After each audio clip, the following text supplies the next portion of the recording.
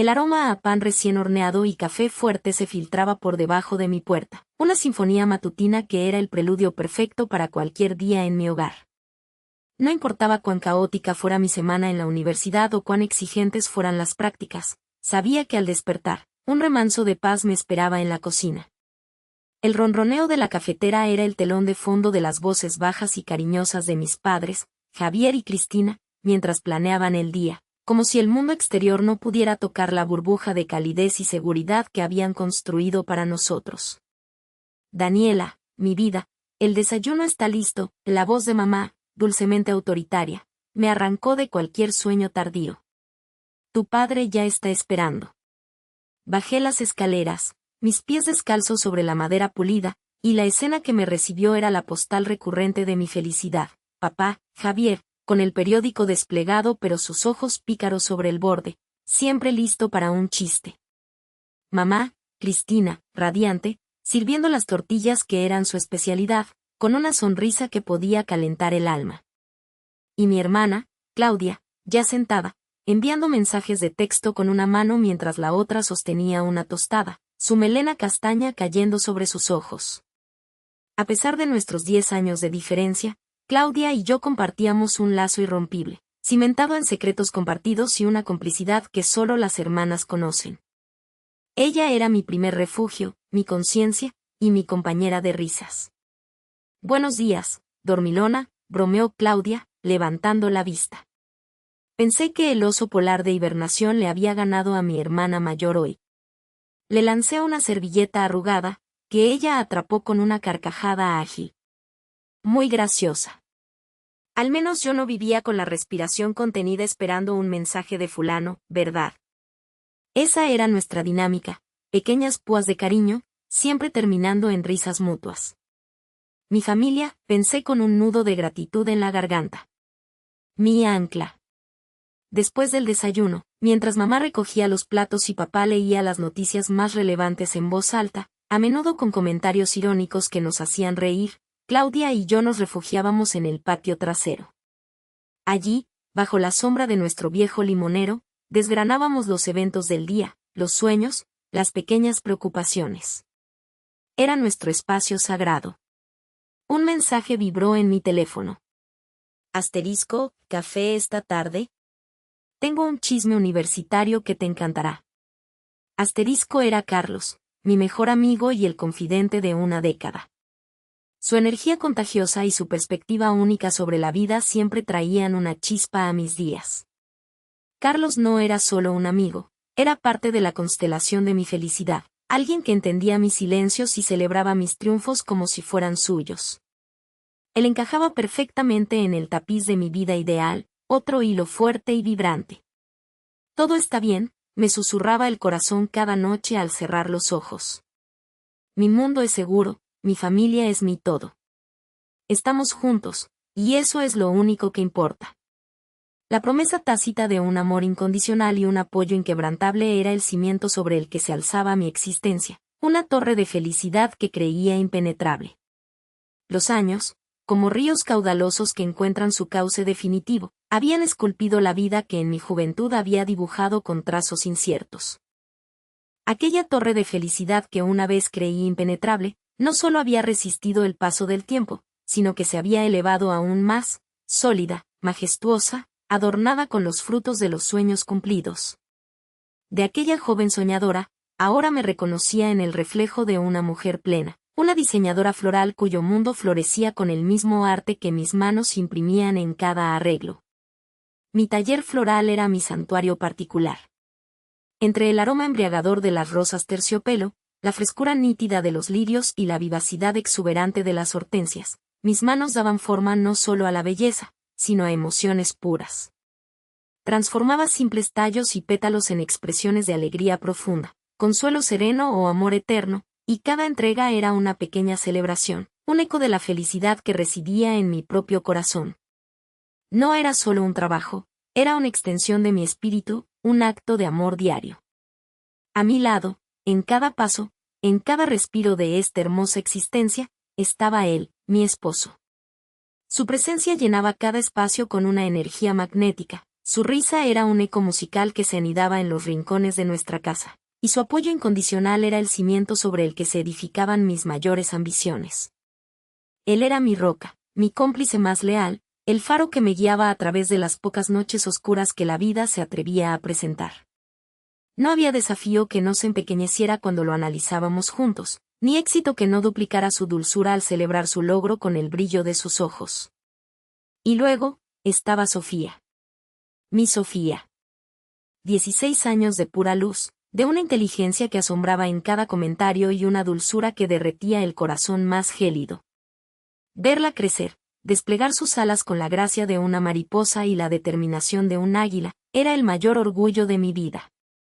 Sus ambiciones, sus sueños, tan grandes como su espíritu, sus ideas innovadoras para desafiar el mundo y sus injusticias, llenaban nuestras tardes de conversaciones vibrantes y nuestras noches de emocionantes planes para el futuro. Ella era la promesa viviente de un mañana brillante, y la admiración que sentía por ella era tan inmensa como el amor que me desbordaba. Nuestra casa, esa hermosa edificación de piedra y recuerdos que había albergado a generaciones de mi familia, era mucho más que un simple hogar, era un lienzo vivo de memorias, una fortaleza inexpugnable de amor compartido. Cada rincón, cada madera crujiente bajo mis pies, cada ventana que enmarcaba el verde exuberante de nuestro jardín, resonaba con las carcajadas de la infancia, los secretos susurrados en la penumbra y las incontables promesas cumplidas al alba. Era un refugio, un santuario, el nido perfecto para nuestra felicidad. Y la familia extendida. Ah, la familia. Mis padres, Cristina y Javier, ya con las canas de la sabiduría en sus sienes, seguían siendo mi brújula moral, el ancla a mis raíces. Mi hermana Claudia, aquella muchacha con la que compartí cada travesura y cada sueño adolescente, era ahora mi mejor amiga en la adultez, mi confidente incondicional. Y Carlos, mi leal compañero desde la adolescencia, se había erigido en un miembro honorario del clan familiar, uno de esos amigos que terminan siendo hermanos por elección. Tíos, primos, sobrinos, cada uno era un hilo fuerte y vital en el tapiz ricamente tejido de nuestra existencia. Éramos una constelación de apoyo mutuo, de lealtad inquebrantable. Las cenas familiares, esos rituales sagrados que se extendían hasta altas horas de la noche con debates apasionados, carcajadas resonantes y el tintineo melódico de copas, eran el epicentro de nuestra unión. Yo, de alguna manera tácita, me había convertido en el pilar emocional, la pacificadora natural que tejía los lazos más intrincados, asegurando que cada hebra permaneciera fuerte, intacta y unida.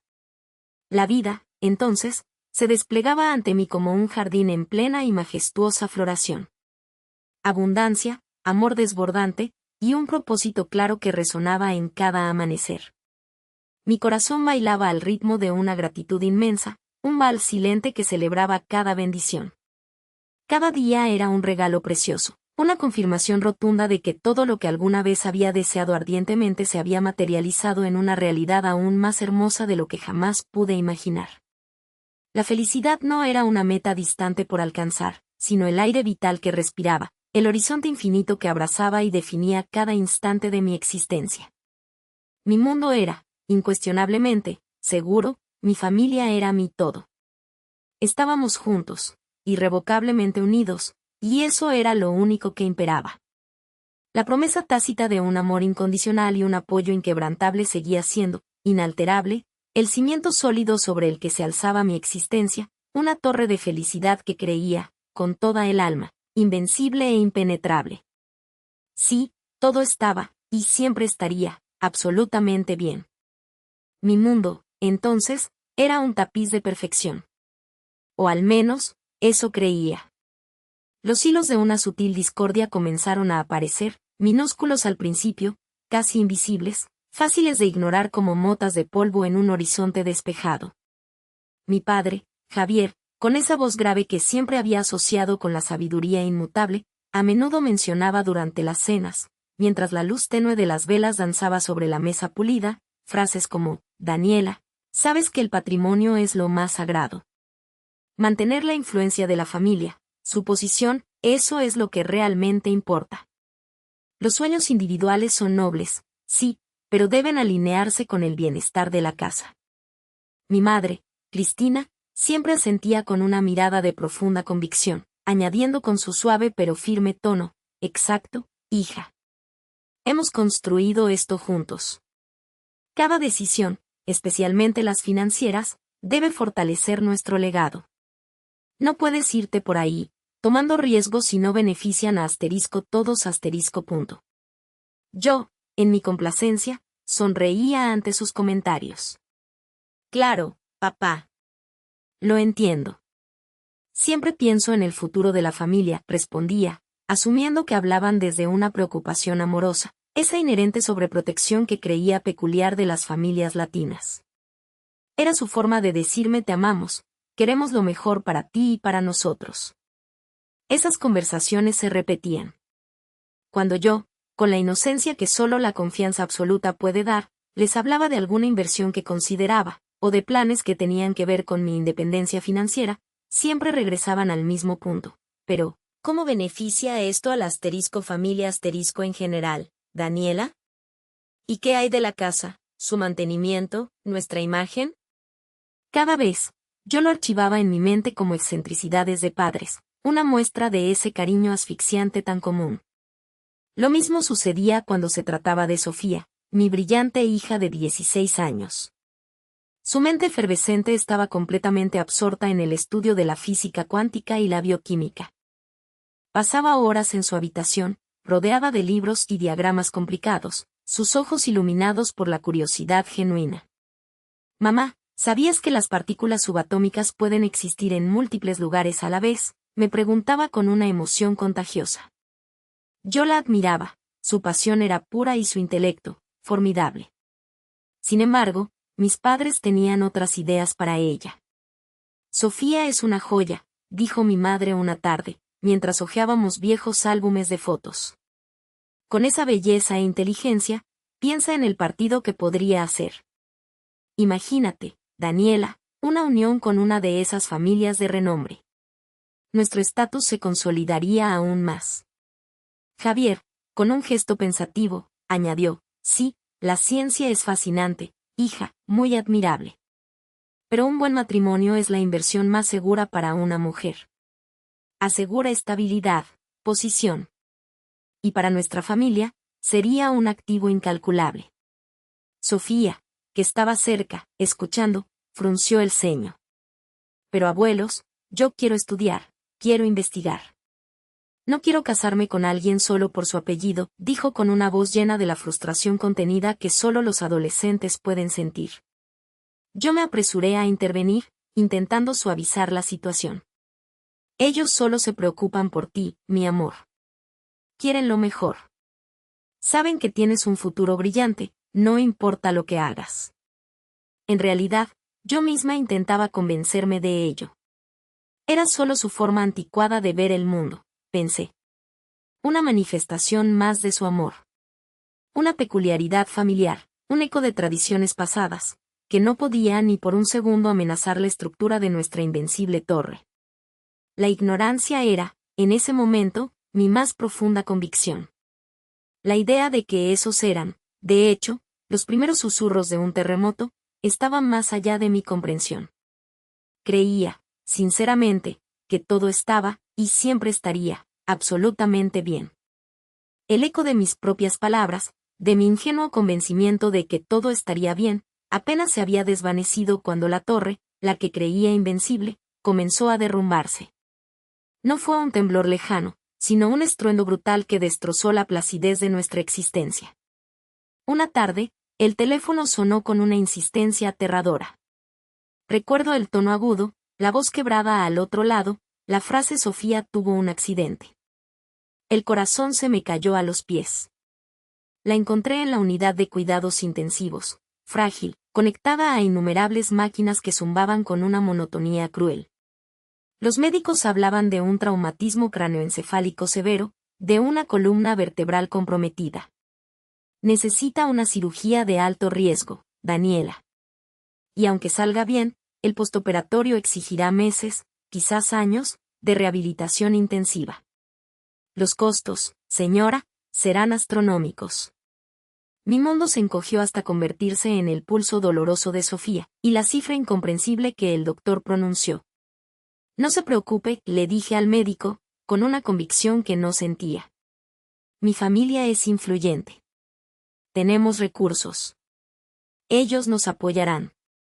Les había escuchado decirlo innumerables veces, la familia siempre está ahí para ti. Somos un muro inquebrantable. Llamé a mis padres, Javier y Cristina, con la voz apenas coherente, las lágrimas nublándome la vista. Esperaba su consuelo, su fortaleza. Mamá, Sofía está muy grave. Es carísimo, necesitamos ayuda. Hubo un silencio al otro lado, frío y pesado. Finalmente, Cristina respondió, con un tono que no reconocí. Daniela, hija, qué terrible noticia. Pobrecita Sofía. Pero entiende, nos acabamos de embarcar en una inversión importante en el extranjero. Los fondos están comprometidos. No es un buen momento. Javier, siempre el pragmático, añadió, sí, hija. Entendemos tu desesperación. Pero estas cosas, estos imprevistos, no se pueden absorber así como así. La reputación de la familia también es importante. ¿Qué dirán si les pedimos favores o si mostramos debilidad económica? La voz de mi madre continuó, sus palabras cayendo como piedras heladas. Y, sinceramente, hija, la condición de Sofía suena permanente. Imagínate lo que un gasto tan continuado implicaría para nuestro patrimonio. No es solo la cirugía, sino la vida que tendría después. ¿Quién se ocuparía de ella? Es una carga. La palabra carga resonó en mis oídos, una puñalada helada. No se referían a los gastos, sino a mi propia hija. Llamé a Claudia, mi hermana. Creí que ella, al menos, mostraría algo de empatía. Lo siento mucho, Daniela, dijo, su voz casi un murmullo distante. Pero sabes cómo son los negocios de papá. Yo estoy igualmente atada. Y francamente, tengo mis propios planes. Este tipo de cosas te arrastran. Es una lástima, de verdad. Su evasión era palpable, su indiferencia un espejo de la de nuestros padres.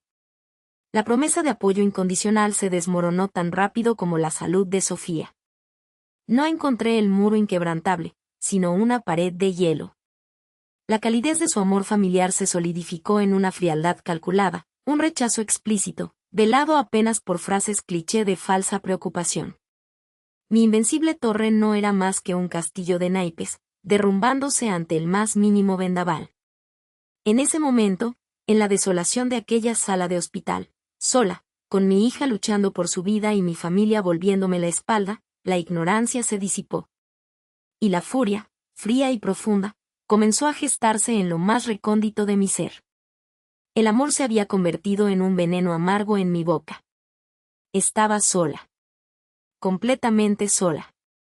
La reunión de emergencia se convocó en el despacho de Javier, un espacio imponente revestido en maderas oscuras y saturado con el aroma de éxito rancio. Me presenté con un nudo en el estómago, aferrándome a la pueril esperanza de que, quizás, mostrarían el amor que siempre habían prometido. Javier y Cristina me esperaban, sentados frente al gran escritorio de caoba. Claudia no estaba, lo cual no me sorprendió, su ausencia era otra forma de su cobardía. Daniela, comenzó Javier, su voz grave, desprovista de cualquier calidez paternal, hemos revisado tus finanzas.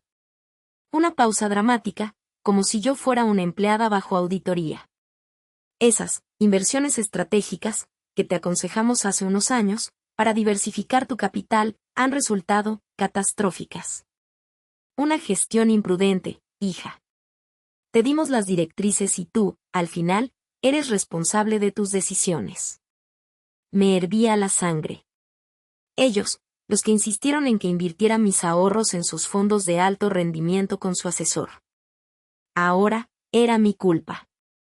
Cristina, con su habitual pose de mártir preocupada, añadió, y ahora, querida, con la situación de Sofía, la cosa se complica aún más. Comprendemos que es doloroso, pero su condición es una carga. Una carga financiera y, lo que es peor, una carga para el prestigio de la familia. La gente habla, Daniela. Las desgracias atraen miradas. Nuestra liquidez está comprometida con tus errores. La palabra carga me golpeó con fuerza, pero esta vez, el dolor se mezcló con una rabia fría y corrosiva que se asentó en mis entrañas. ¿Mis errores? Ellos me habían empujado. Sofía, mi hija, reducida a un daño colateral en su esquema de apariencias. ¿Están culpándome a mí por la enfermedad de Sofía? Mi voz era un susurro helado, apenas reconocible. Javier tamborileó los dedos sobre la madera. No, claro que no, Daniela. Pero la gestión de esta situación, de todo esto, recae sobre ti. Y has demostrado ser incapaz de manejarla sin poner en riesgo el legado familiar. No podemos permitir que esto nos arrastre a todos. Es una cuestión de supervivencia. No esperes ayuda nuestra, sentenció Cristina, finalmente quitándose la máscara de la preocupación. Has derrochado las oportunidades. Ahora debes asumir las consecuencias de tus acciones y las desgracias que te han sobrevenido. El golpe fue definitivo. No era solo el abandono, sino una condena, un borrado de mi existencia. Su lujoso despacho, una jaula que acababan de cerrar. Mis padres, mi hermana, mi invencible torre, todo era una ilusión.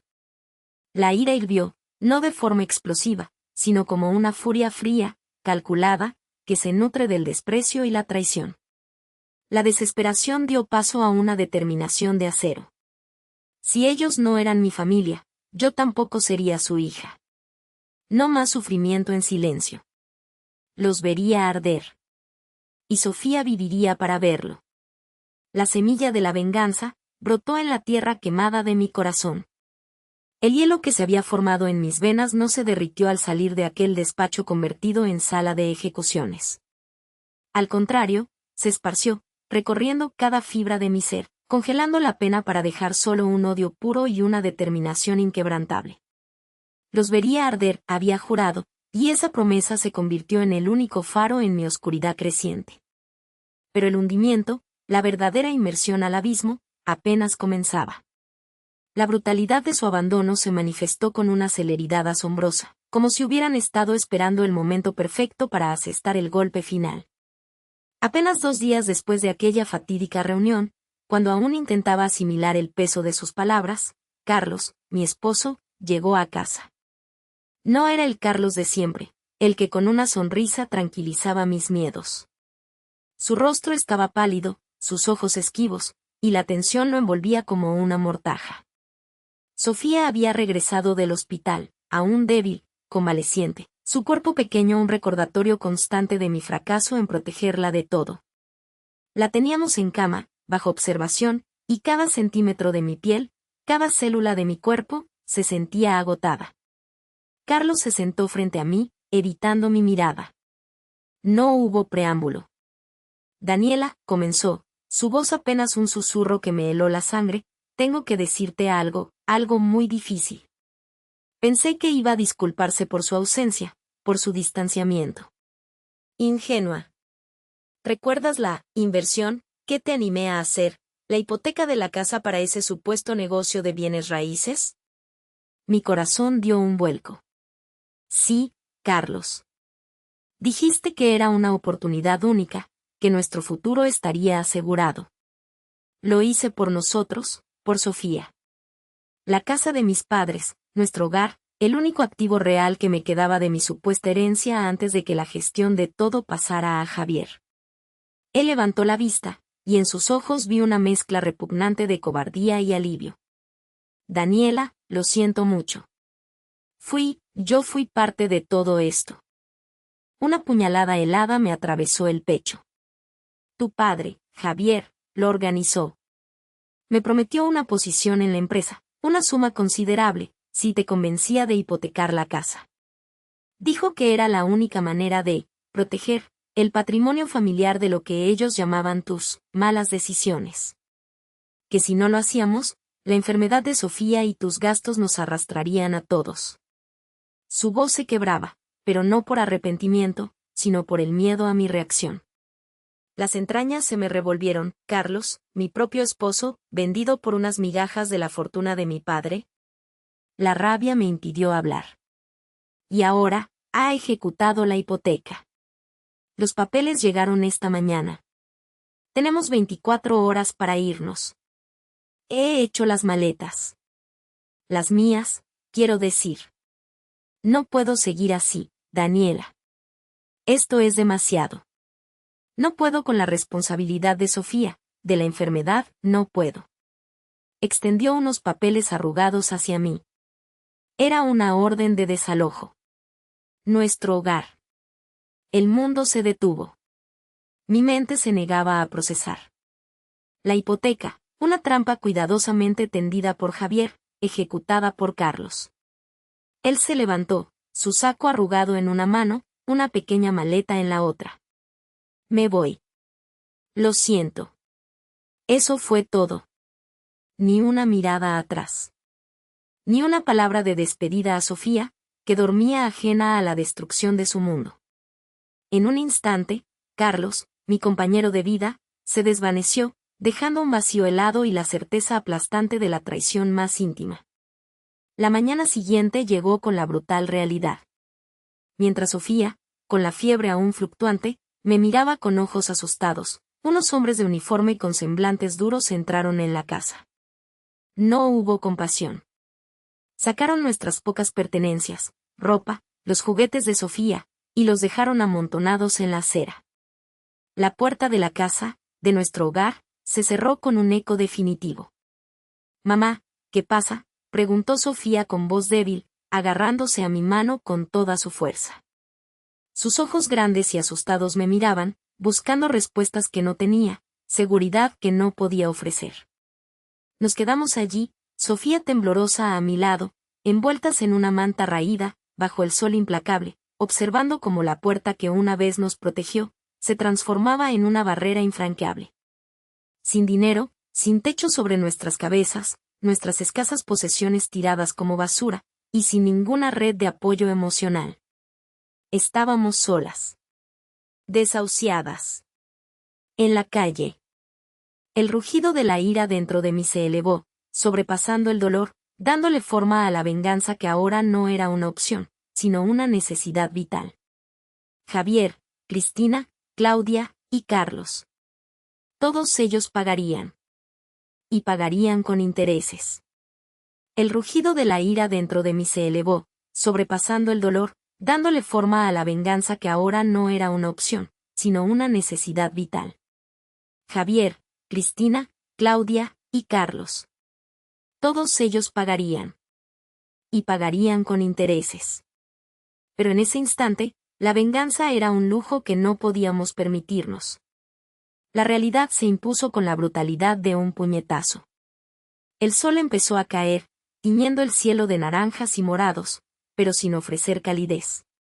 El aire se volvió frío, helando los huesos. Sofía, aferrada a mí, empezó a temblar no solo de miedo sino de frío.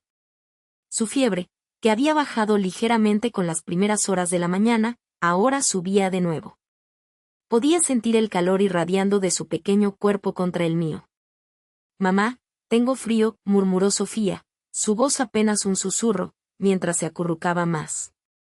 Su piel, pálida y sudorosa, me alarmaba. La gasa improvisada que cubría su incisión quirúrgica se había aflojado, asomando un borde enrojecido. «Aguanta, mi amor. Vamos a encontrar un lugar», le dije, aunque mis palabras sonaban huecas incluso para mí misma. No había un lugar. No teníamos a dónde ir. Caminamos sin rumbo, arrastrando la pequeña maleta de ropa y las pocas cosas que nos habían permitido sacar. Cada paso era una tortura. El asfalto quemaba a través de las suelas gastadas de mis zapatos durante el día y el frío se colaba por la noche. Buscamos refugio en parques, debajo de puentes, en los rincones más oscuros de la ciudad, tratando de pasar desapercibidas. Las primeras noches fueron un infierno. El hambre nos mordía las entrañas, pero el verdadero tormento era la sed y el frío. Sofía tosía sin parar, su respiración se volvía cada vez más superficial y agitada. Su herida se veía peor, el enrojecimiento extendiéndose. El miedo de perderla, no a manos de una enfermedad, sino de la negligencia, la privación, me carcomía. Agua, mamá, por favor. Sus ojos grandes y vidriosos me miraban con una súplica que partía el alma. Corrí a una fuente pública, llenando una botella de plástico vacía que encontré en la basura, pero el agua no era suficiente. Un día, tratando de pedir un poco de efectivo en la calle, una mujer me miró con desprecio, apartando a su hijo con prisa, como si la desesperación fuera contagiosa. Era humillante, degradante. La poca dignidad que me quedaba se desvanecía con cada rechazo. Mamá, ¿vamos a vivir aquí para siempre?, preguntó Sofía una tarde, sus ojos fijos en el cielo gris, desde el mugriento colchón improvisado que habíamos hecho con cartones. Su voz ya no tenía la chispa, el color, de antes.